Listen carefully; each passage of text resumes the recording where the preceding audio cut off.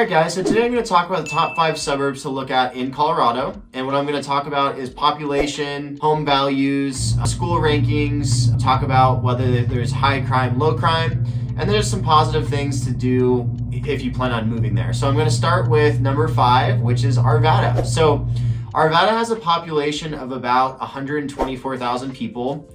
And that was from census data from a couple years ago. It's hard to track that stuff, so it comes out every couple years or so. Typical home price in Arvada is about $642,000. So you can see it's a little bit on the higher end of the market. It's definitely a desirable place to go. So you're going to see property values reflect that. Schools in Arvada, really good. They've got an A- ranking. And they've got a really low crime rate in Arvada, which is a really nice, attribute about Arvada as a whole. Some positive things to think about or to do while you're in Arvada, or at least why you would think about moving there, is Arvada's got what they call Old Town Arvada. So it's kind of like a little downtown strip within, the city. They've got really good shopping there. They've got restaurants. They're not very far away from Waterworld, which is really fun, like the water park in Denver. So if you're thinking about family stuff for summertime, that's always a fun thing to go do. And so those are some attributes about Arvada that I like. And let's hop into the next one.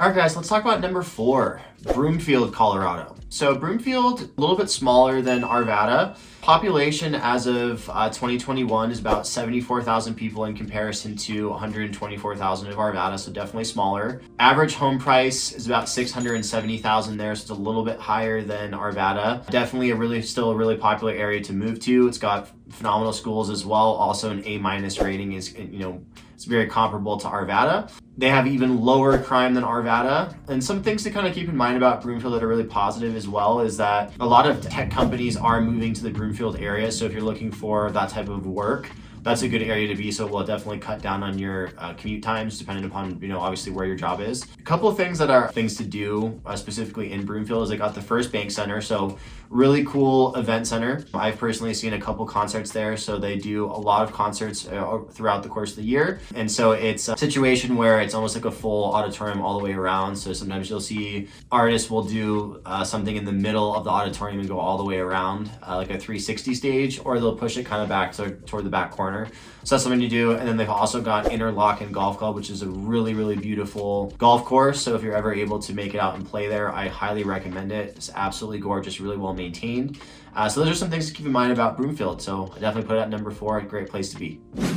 All right, guys, let's talk about number 3. So Golden, Colorado. So Golden comes in with a lot smaller population than the last two. We talked about Arvada and Broomfield. So Golden's population is about 21,000 people as compared to 74,000 and 124,000. So you get that small town feel to it. It's nestled right up against the foothills, so it's a really beautiful area. Average house price is about 855,000. So you can see it's definitely more expensive than the first two. Reason being because location is so much closer to the mountains, so it's a lot more beautiful. You're going to notice the cost adjustment for that. School ratings as well, also very good. A- rating as compared to the A- across the board for Arvada and Broomfield. And then some things to think about as positive stuff to do. I personally love Golden. You can go to Clear Creek Canyon, so lots of hiking in there. There's rock climbing in there. You can do white rod or rafting. Then you've got, of course, your really short commute to Red Rocks. Everybody loves Red Rocks. It's a really beautiful area to go to just for scenery. Then of course, if you're going to go see live music, it's an absolutely amazing venue to experience that type of event at. You've got your Coors Brewery tour. You can go hike Lookout Mountain. So there's just a lot of activities that you can do specifically in Golden, or at least really close to Golden. So those are some things to think about when you're considering moving into another really great neighborhood or suburb of Colorado. All right, guys, so let's take a look at the number 2 suburb to be in Colorado. So let's talk about Littleton, Colorado. So Littleton's got a population of about 48,000 people. So again, really small area in comparison to all the other ones, not quite as small as Golden, but definitely on the lower end of the spectrum as far as amount of people living in the area. You're really going to notice that community feel, so Littleton definitely has that going for it. As far as home prices go, your average price is going to be about $720,000 or so, a little bit under that. So again, a little bit higher end of the spectrum as far as cost of properties go, but it's because it's a really nice area. It's got an A rating for the school district in comparison to all the other ones with A-, so slightly better on that front. Really low crime, probably the lowest of past few that I've talked about.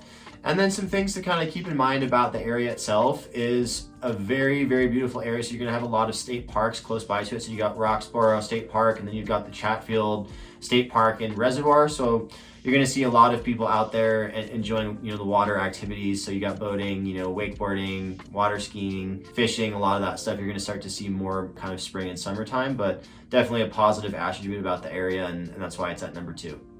All right, guys, so finally we counted down to number 1. So we got Greenwood Village, Colorado. So Greenwood Village ranks in at number 1 because it's got, really low population as compared to all the other ones. So it's gonna be less crowded than all of the other 4. So population is about 16,000. You're gonna see A+ schools in Greenwood Village as compared to, A and A-. So obviously all the school districts are very good, but A+ obviously being the best. So super, super important for that.